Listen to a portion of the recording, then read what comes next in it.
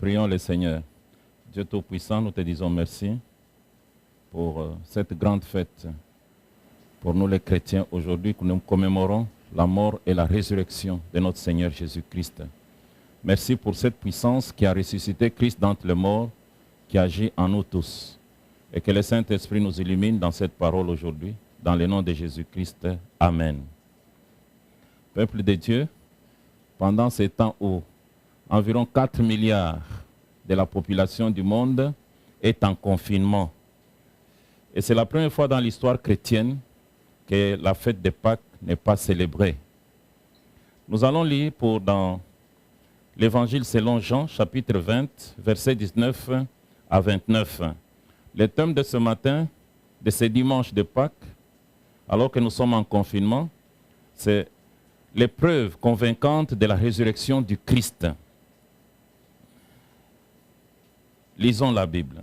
Le soir de ce même dimanche, les portes de la maison où les disciples se trouvaient rassemblés étaient fermées car ils avaient peur des chefs juifs. Jésus vint alors se présenter au milieu d'eux et leur dit : « Que la paix soit avec vous. » Après avoir dit cela, il leur montra ses mains et son côté. Les disciples furent remplis de joie en voyant le Seigneur. Jésus leur dit de nouveau : « Que la paix soit avec vous. Tout comme le Père m'a envoyé, moi aussi je vous envoie. » Après ces paroles, il souffla sur eux et leur dit : « Recevez le Saint-Esprit. Ceux à qui vous pardonnerez les péchés, ils leur seront pardonnés.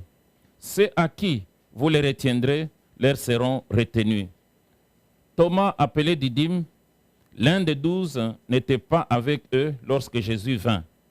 Les autres disciples lui dirent donc : « Nous avons vu le Seigneur. » Mais il leur dit : « Si je ne vois pas dans ses mains la marque des clous, si je n'y mets pas mon doigt, et si je ne mets pas ma main dans son côté, je ne croirai pas. » 8 jours après, les disciples de Jésus étaient de nouveau dans la maison et Thomas se trouvait avec eux.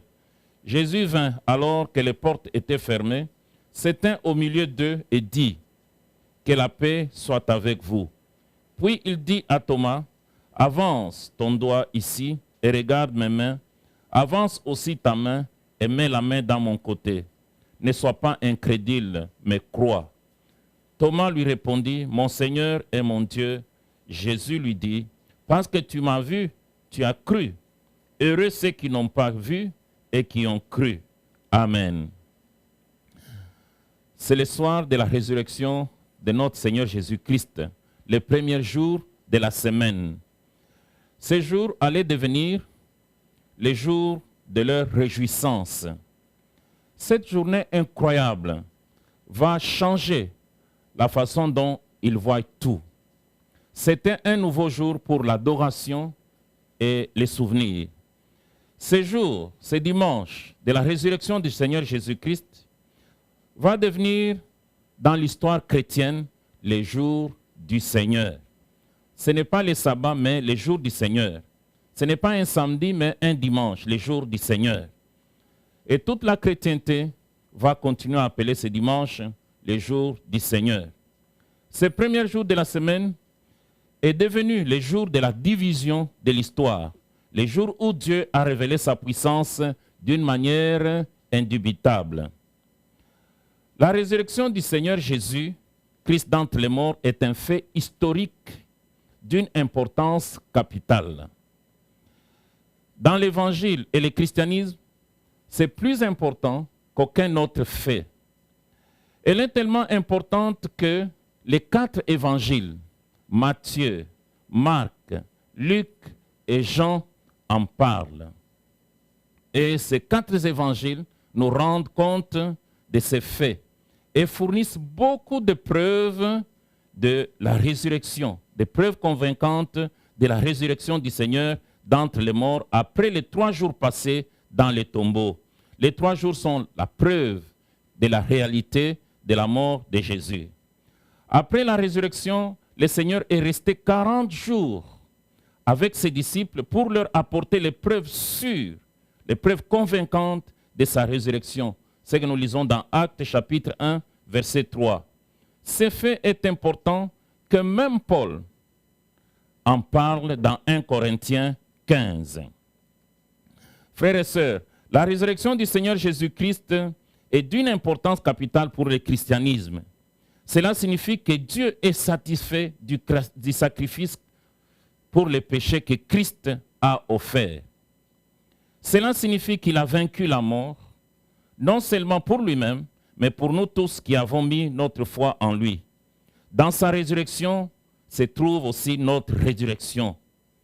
Comme dans sa croix se trouve notre pardon. En ce dimanche de la résurrection du Seigneur Jésus-Christ, les disciples ne sont pas en confinement, mais ils sont en enfermement. Dans une pièce avec la porte fermée, de peur qu'ils allaient être arrêtés avec la possibilité d'être exécutés.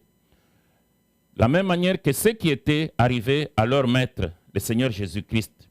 Ils ont peur. Ils ont peur des conséquences qui pourraient leur tomber dessus. Dans leur enfermement, ils sont retrouvés non par leurs ennemis, qu'ils redoutent beaucoup, mais par leur maître ressuscité, par Jésus-Christ ressuscité. Ils ont peur des forces du monde. Ils ont peur de la police du temple. Ils ont peur d'être arrêtés et de subir les mêmes sorts que leurs maîtres. Nous voyons aussi aujourd'hui beaucoup de chrétiens vivent sous la peur des forces du monde. Ils sont saisis de cette crainte. Pourquoi? Parce qu'ils ne se concentrent pas sur Christ, mais ils se concentrent sur Satan et sur les puissances du monde. C'est pourquoi ils ont peur et ils s'enferment dans un faux christianisme. Les disciples, par peur, ils se sont enfermés dans une maison et verrouillé toutes les portes. Les chrétiens aujourd'hui, ils ne sont pas sûrs de la puissance de Dieu, mais ils sont sûrs de la puissance du monde, de la puissance de Satan, de la puissance des démons, de la puissance des sorciers. En ce dimanche de Pâques, alors que la grande majorité de la population du monde vit en confinement par peur de la contamination du Covid-19 et de ses conséquences, dans ce passage, les disciples ont peur de la mort, ont peur de le souffrir. Nous pouvons voir quelque chose dans l'apparition de notre Seigneur Jésus-Christ. Il sait qu'ils ont peur. Mais qu'est-ce qu'il leur dit d'avance? Il ne va pas leur condamner. Pourquoi vous avez peur? Pourquoi vous vous enfermez? Mais nous voyons le Seigneur prononcer à 3 reprises ces mêmes mots, que la paix soit avec vous. Dans l'Ancien Testament, quand le Dieu apparaît à plusieurs personnes, on trouve toujours ces 3 choses. D'abord, ce sont toujours parfois les gens qui ont peur. Il y a la peur. Deuxièmement, il y a les mots apaisants, les mots qui réconfortent, c'est-à-dire la paix. N'ayez pas peur, n'ayez pas peur, Dieu est avec vous. Et ensuite, enfin, nous avons les mots de la mission. Quand le Seigneur apparaît à quelqu'un, il lui confie toujours une mission. Nous voyons ici, il apparaît, il leur dit que la paix soit avec vous. Et ensuite, il leur confie cette mission d'aller prêcher et de pardonner les péchés de ceux qui sont dans le péché. Ma prière ce dimanche, où tous les chrétiens, où il n'y a pas de culte, c'est que la paix de Dieu soit avec vous tous, dans vos maisons. En confinement terrifié à cause du coronavirus, le Seigneur ressuscité est là avec vous par sa parole. Le Seigneur entre dans vos maisons, il entre dans vos cellules, il entre par vous, partout où vous êtes, à travers cette parole aujourd'hui.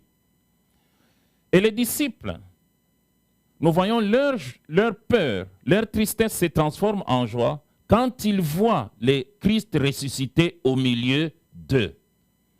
Ils sont pleins de joie. Et la Bible déclare, dans le verset 20 de ce chapitre que nous avons lu, de Jean 20, 20, les disciples furent remplis de joie en voyant le Seigneur. Tous ceux qui ont rencontré le Seigneur, malgré les difficultés, ils sont toujours remplis de joie.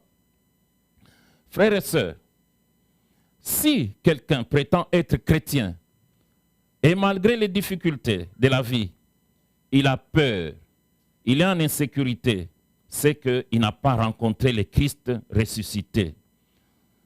Quelles sont les preuves convaincantes dans la Bible qui démontrent, et aujourd'hui qui démontrent que Christ est réellement ressuscité? Nous pouvons relever 3 faits historiques qui attestent que Christ est réellement ressuscité. Le premier fait, ou la première preuve, les tombeaux vides. Les tombeaux dans lesquels Jésus a été enterré est découvert vide par les femmes le 3e jour. Marc 16, 6. Mais le jeune homme leur dit, n'ayez pas peur, vous cherchez Jésus de Nazareth, celui qui a été crucifié. Il est ressuscité, il n'est plus ici. Voyez l'endroit où on l'avait déposé. Donc les tombeaux vides. Et même aujourd'hui, quand les gens vont en pèlerinage à Jérusalem, ils trouvent un tombeau vide. Deuxième preuve, l'apparition, les apparitions du Christ ressuscité. Les disciples n'ont pas eu d'hallucinations. Ce ne sont pas leurs imaginations. Nous pouvons voir les jours de la résurrection d'abord. 1. Il apparaît à Marie de Magdala. 2. Il apparaît aux 2 femmes revenant du sépulcre. Il apparaît à Pierre, aux 2 disciples sur le chemin d'Emmaüs, aux 10 apôtres en l'absence de Thomas, parce que Judas s'était déjà suicidé. Nous pouvons voir aussi pendant les 40 jours, il apparaît aux 11, Thomas compris, les dimanches, il apparaît d'abord aux 11, il apparaît aux 10 sans Thomas et Judas qui s'étaient suicidés, et ensuite, le dimanche suivant, il va apparaître aux 11, Thomas y compris. Nous voyons encore qu'il va apparaître à 7 disciples au bord du lac de Tibériade. Il apparaît ensuite aux 11 disciples sur une montagne en Galilée.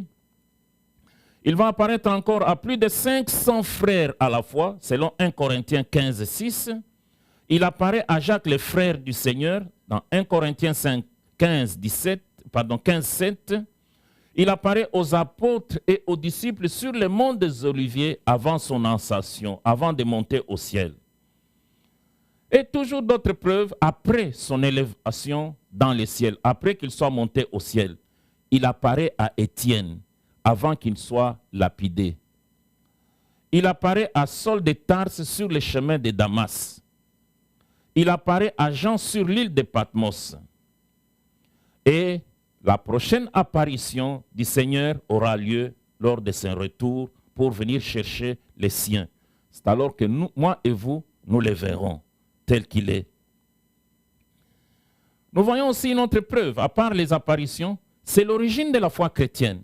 L'apôtre Paul dit que si Christ n'est pas ressuscité, donc notre foi est vaine, notre prédication est vaine. Sans la résurrection, notre foi, et il n'y a pas de sujet de la prédication.